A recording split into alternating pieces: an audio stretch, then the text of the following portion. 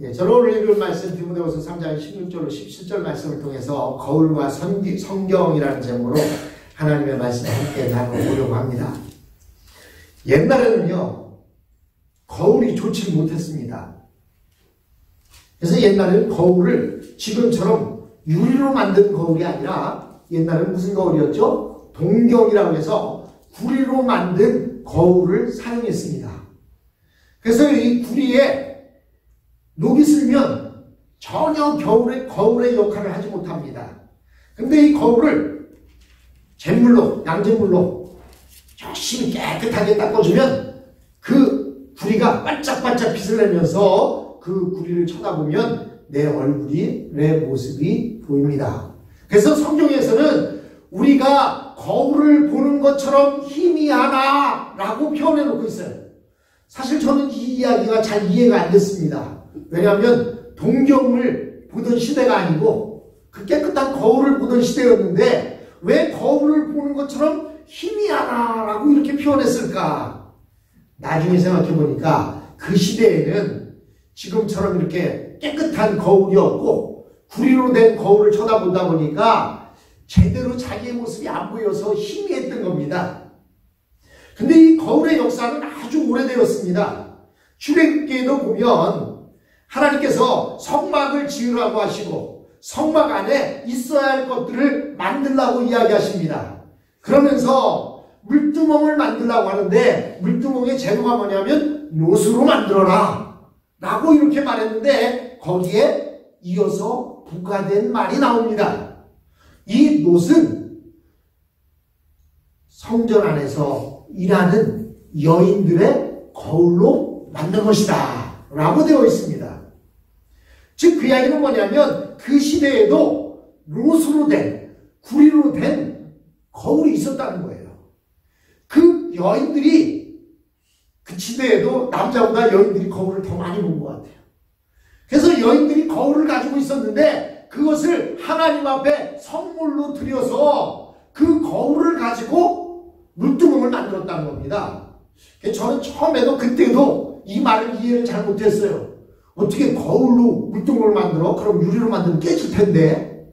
이런 생각을 했는데 나중에 자라면서 성경을 보니까 이게 바로 노스를 얘기하는 거구나. 노쇠로 만든 물두멍인데 그들이 가지고 있던 거울이 노시였구나 라고 하는 것을 알게 되었습니다. 그런데요, 옛날 시대에는 또 이 거울이 그렇게 좋지 못했어요. 유리로 만든 거울이라도요, 어떤 거울 앞에 서면 괜히 내가 좀 뚱뚱하게 보이기도 하고요. 어떤 거울 앞에 서면은 내가 길쭉하게 키가 더 커 보이는 거울이 있었습니다. 요즘이나 거울이 좋고 또 요즘은요, 여자들도 거울을 안 봅니다. 왜 안 볼까요? 자신의 못생긴 얼굴을 보기 싫어서요? 아니에요. 요즘은 다 스마트폰을 가지고 있기 때문에 거울보다 더 선명하게 볼 수 있는 게 뭐냐면 스마트폰에 있는 카메라예요. 그래서 카메라를 켜놓고 스마트폰에 비치는 자신의 모습을 보면서 어디에 뭐가 묻었나, 이빨에 고춧가루를 끼지 않았나 라고 이렇게 쳐다봅니다. 오늘 우리가 읽는 성경에 보니까 모든 성경은 하나님의 영감으로 되었다. 세번역 성경에는 영감이라고 되어 있는데 개역개정 성경에는 하나님의 감동으로 되었다 라고 이렇게 말합니다. 여기서 말하는 모든 성경은 뭘 말하고 있을까요? 구약에 기록되어 있는 구약이 몇 권이죠? 39권의 성경은 각자의 하나하나를 이야기하는 겁니다. 그래서 모든 성경은 하나님의 감동으로 된 것으로, 그것은 교훈과 책망과 바르게 함과 의로 교육하기에 유익하다라고 말하고 있습니다. 우리는 매일 거울을 보며 삽니다. 싫든 좋든 요즘 베스트룸에 가면 그 앞에 거울이 딱 놓여져 있어요. 그래서 양치질을 하다가도 거울을 보게 되고 또는 옷을 입고 벗다가도 거울을 보게 되고 자신을 보면서 그런 생각이 듭니다. 제가 기분이 좋을 때는요, 거울을 쳐다보면 이만하면 됐지 뭐, 이런 생각이 들어요. 그런데요, 기분이 좀 좋지 않고 그럴 때 거울을 딱 쳐다보면 웬 머리에 흰머리가 그렇게 많은지 아유, 흰머리가 이렇게 많네. 근데 기분 좋을 때는 흰머리가 하나도 안 보이고, 아, 이 정도로 뭐, 아직은 머리가 검네. 이렇게 바라봅니다. 우리 이렇게 매일 거울을 보고 살고, 거울 대용 카메라를 보든지 이것을 보며 삽니다. 아마 거울을 보지 않는 사람은 거의 없을 것입니다. 그러면 우리가 왜 매일 거울을 보고 살까요? 왜 그 옛날 시대에도 거울이 있었을까요? 잠을 자고 일어나서 또는 외출하기 전에 꼭 거울을 보는 이유는 사람들을 만나기 전에 나의 흐트러진 모습은 없나? 혹시나 어디 잘못된 부분은 없나? 혹시나 밥풀은 붙어있지 않나? 고춧가루는 껴있지 않나? 이것을 보고 고치고 나가기 위해서 거울을 보는 겁니다. 거울을 보고 거울에 볼에 밥풀 하나 묻었네? 묻었네? 하고 돌아서 그냥 나온다면 거울을 보는 이유가 없는 거예요. 거울을 본 이유는 뭐냐면 거울을 봐서 잘못된 부분이 있다면 그것을 고치고 나가기 위해서 거울을 보는 것입니다. 특히 모든 여성분들은 자신을 더 예쁘고 더 아름답게 보이기 위해서 거울을 보며 자신의 맵시를 가다듬고 나갑니다. 우리가 거울을 보지 않으면 나의 흐트러진 모습을 전혀 보지 못하고 늘 남의 허물만 보게 되어 있습니다. 내 자신은 거울을 통해서 볼 수 있고 남은 내 눈으로 볼 수 있기 때문에 거울을 쳐다보지 않는 사람들은요, 내 속에 들어있는 들보는 발견하지 못하고 남의 얼굴에 있는 티끌만 바라보면서 이런 얘기 저런 얘기를 하게 되는 것입니다. 여러분, 모든 그리스도인들이 매일 성경을 읽고 그 말씀을 반드시 묵상해야 하는 이유가 무엇입니까? 그것은 바로 성경이 우리의 마음을 비추어주는 거울이기 때문입니다. 우리가 거울을 보지 않으면 나의 흐트러진 모습을 보지 못하듯이 우리가 성경을 보지 않으면 내가 죄인인 것과 또 내 속에 있는 죄의 허물을 결코 볼 수가 없습니다. 거울은 우리의 마음을, 성경은 우리의 마음을 비추어주는 거울인 것입니다. 성경을 보지 않으면 내 속에 있는 쓰레기 같은 온갖 죄의 허물들을, 즉 욕심이나 거만한, 거짓된, 간사함, 자기 자랑, 위선, 오만함, 남을 비판하고 판단하는 더러운 것들, 그리고 욕설 등 우리가 얼마나 악하고 더러운 것으로 가득 차 있는지 알지를 못합니다. 그런데 우리가 하나님의 말씀을 읽다 보면 나는 죄인입니다. 나는 죄인입니다. 사도 바울은 나는 죄인 중에 괴수입니다 라고 고백했듯이 우리가 하나님의 말씀을 보다 보면 내 자신을 발견하게 되고 내 속사람을 발견하게 되고 내 속에 가득한 죄들을 보게 되는 것입니다. 오직 성경만이 나의 나됨을 바로 보게 하고 깨닫게 해주는 것입니다. 하나님께서 우리에게 성경을 주신 것은 위로를 받고 감동을 받게 하기 위해서만 주신 것이 아닙니다. 하나님께서 우리에게 말씀을 주신 것은 그 말씀으로 우리들 자신들을 비추어보고 그릇된 것, 잘못된 것, 고춧가루 낀 것, 밥풀 붙어있는 것, 시기, 질투 이런 모든 것들을 다 버리도록 하기 위해서 하나님의 말씀을 주신 것입니다. 물론 우리가 성경을 읽고 묵상하면서 하나님의 위로를 받고 힘을 얻고 감동을 받는 것도 사실입니다. 그러나 우리가 거울을 보는 이유가 잘생긴 내 얼굴을 보고 감동하고 위로받기 위해서 거울을 보는 것이 아니듯이 성경은 우리에게 하나님과 예수 그리스도가 누구신지를 알게 하고 또 내가 어떤 존재인지를 깨닫게 해 줄 것입니다. 성경을 기록하신 성령께서 오신 것은 우리의 죄에 대하여, 그리고 예수 그리스도의 의에 대하여, 그리고 하나님의 심판에 대하여 깨닫게 하시고 믿게 하시고 책망하기 위해서 오셨다라고 요한복음 16장 8절로 11절에 말씀하고 있습니다. 우리가 하나님과 그리스도를 알고 그의 생명을 얻을 수 있는 유일한 길은 내가 매일 성경을 읽고 묵상함을 통해 흐트러진 내 삶과 내 속에 있는 죄를 보며 깨닫고 고백하는 것입니다. 신앙생활에 있어서 성경을 읽고 묵상하는 것보다 우선되는 것은 없습니다. 많은 사람들이 기도는 많이 합니다. 근데 기도하는 많이 하는 만큼 하나님의 말씀을 잘 읽고 묵상하지를 않습니다. 그러나 기도를 많이 하는 것보다 더 중요한 것은, 물론 기도도 중요하죠. 하나님의 말씀을 듣고 읽고 묵상하는 것입니다. 저는요, TV를 틀어놓고 TV 안에 그 미국 드라마를 보면 영어가 들린다고 그러더라고요. 그래서 처음에 틀어놓고 열심히 들어보니까요, 안 들려요. 안 들려. 그 왜 안 들리나 했더니 어떤 사람이 그렇게 해놨어요. 아는 만큼 들립니다 라고 얘기하는 거예요. 내가 어떤 단어를 알면 그 단어가 나오면 그 말은 들려요. 지금 제가 지난번에도 말씀드렸지만 처음 미국 와서 LA에서 운전면허증을 따기 위해서 DMV에 갔더니 사람이 얼마나 많은지 번호표를 끊고 앉아서 기다리고 있는데요. 저는 걱정이 됩니다. 조마조마 걱정이 돼요. 왜?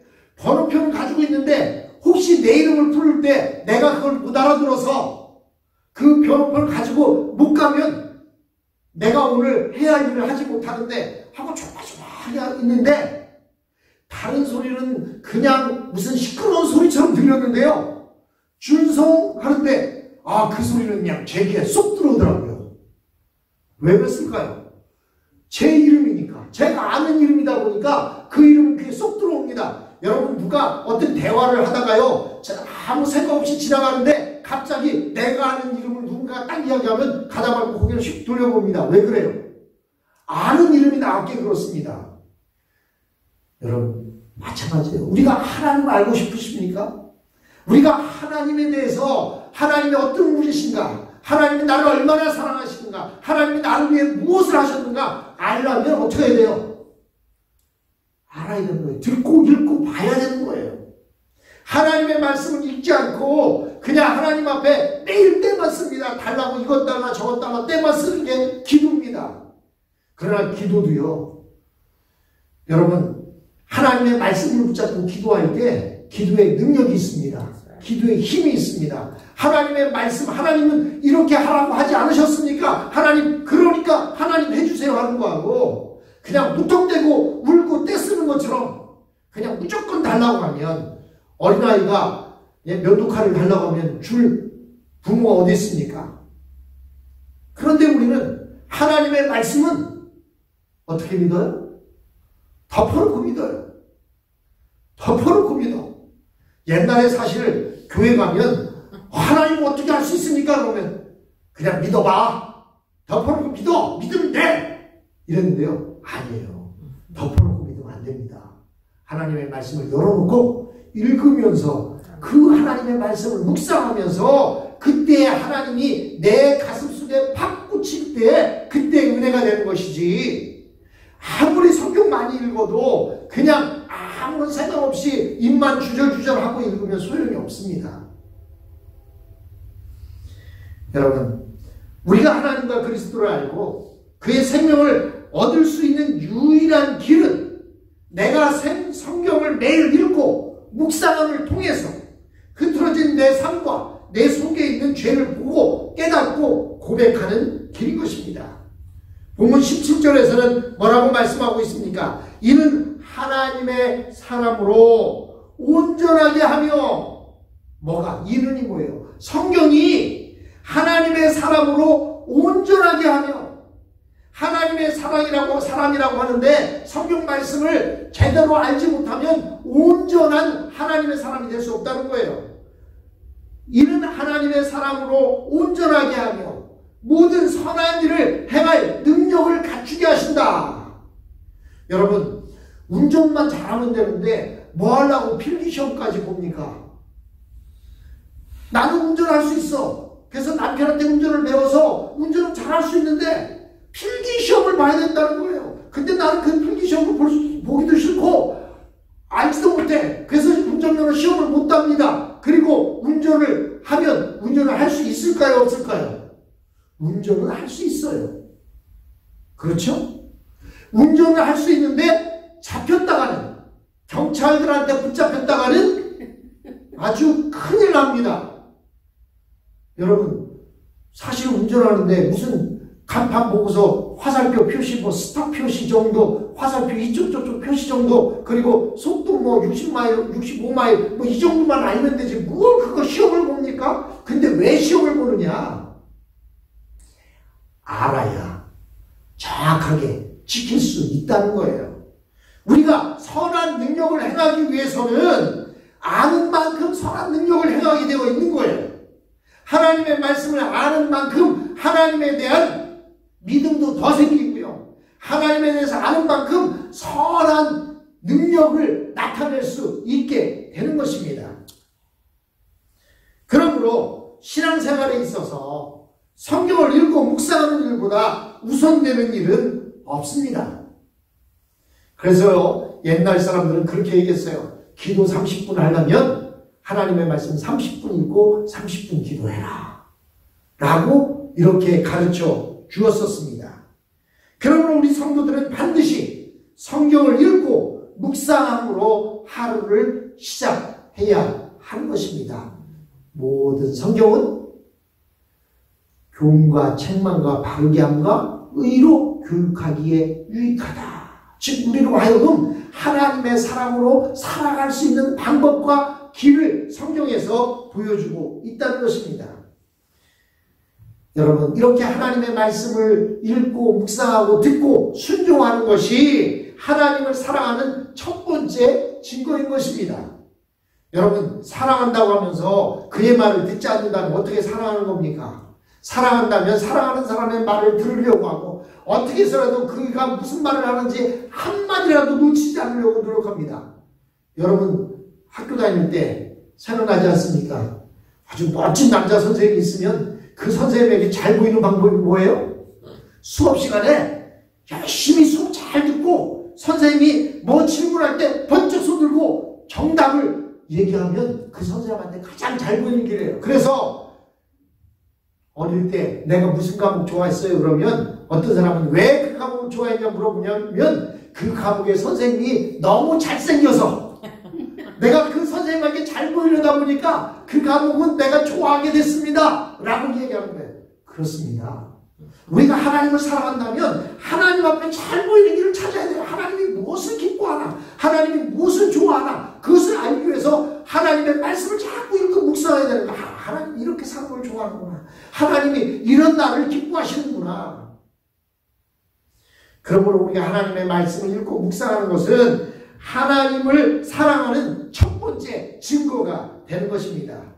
복 있는 사람은 악인의 길을 쫓지 아니하고 오만한 자의 자리에 앉지 아니하며 오직 여호와의 율법을 즐거워하여 그 율법을 주야로 묵상하는 자로다라고 시편 1편 1절로 2절에 말씀하고 있습니다.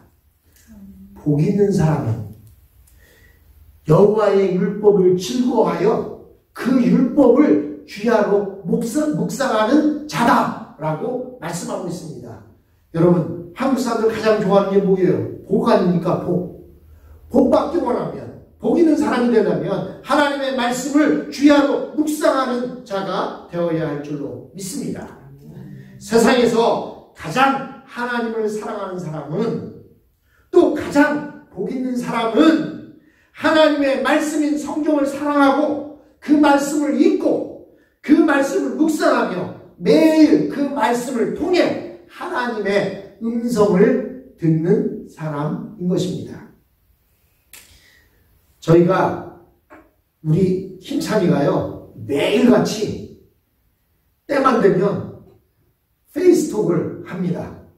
그래놓고는 우리 손자 민율이 앞에다가 그 카메라를 딱 놓고 있어요.